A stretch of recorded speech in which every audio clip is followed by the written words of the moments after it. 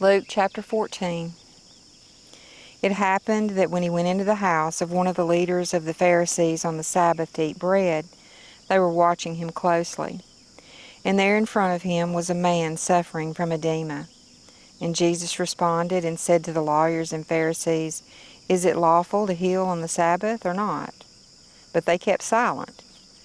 And he took hold of him and healed him and sent him away. And he said to them, "Which one of you will have a son or an ox fall into a well, and will not immediately pull him out on a Sabbath day?"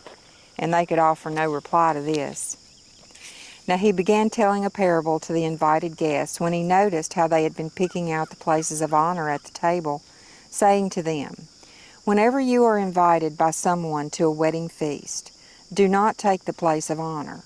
For someone more distinguished than you may have been invited by him, and the one who invited you both will come and say to you, 'Give your place to this person,' and then in disgrace you will proceed to occupy the last place. But whenever you are invited, go and take the last place, so that when the one who has invited you comes, he will say to you, 'Friend, move up higher,' and then you will have honor in the sight of all who are dining at the table with you. For every one who exalts himself will be humbled, and the one who humbles himself will be exalted." Now he also went on to say to the one who had invited him, "Whenever you give a luncheon or a dinner, do not invite your friends, your brothers, your relatives, nor wealthy neighbors. Otherwise they may also invite you to a meal in return, and that will be your repayment. But whenever you give a banquet, invite people who are poor, who have disabilities, who are limping, and people who are blind, and you will be blessed, since they do not have the means to repay you, for you will be repaid at the resurrection of the righteous." Now when one of those who were reclining at the table with him heard this, he said to him, "Blessed is everyone who will eat bread in the kingdom of God." But he said to him, "A man was giving a big dinner, and he invited many. And at the dinner hour he sent his slave to tell those who had been invited, 'Come, because everything is ready now.' And yet they all alike began to make excuses. The first one said to him, 'I purchased a field, and I need to go out to look at it. Please consider me excused.' And another one said, 'I bought 5 yoke of oxen, and I am going to try them out. Please consider me excused.' And another one said, 'I took a woman as my wife, and for that reason I cannot come.'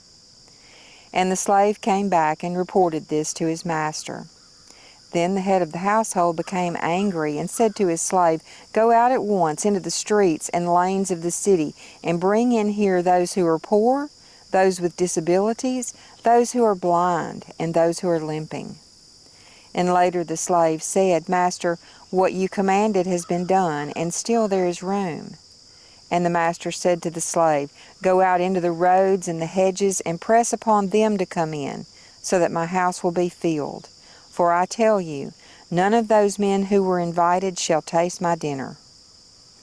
Now large crowds were going along with him, and he turned and said to them, 'If anyone comes to me, and does not hate his own father, mother, wife, children, brothers, sisters, and yes, even his own life, he cannot be my disciple.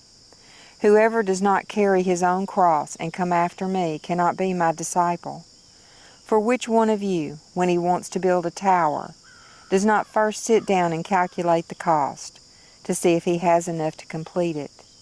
Otherwise, when he has laid a foundation and is not able to finish, all who are watching will begin to ridicule him, saying, "This person began to build and was not able to finish." Or what king, when he sets out to meet another king in battle, will not first sit down and consider whether he is strong enough with 10,000 men to face the one coming against him with 20,000? Otherwise, while the other is still far away, he sends a delegation and requests terms of peace. So then, none of you can be my disciple who does not give up all his own possessions. Therefore, salt is good, but if even salt has become tasteless, with what will it be seasoned? It is useless either for the soil or the manure pile, so it is thrown out. The one who has ears to hear, let him hear."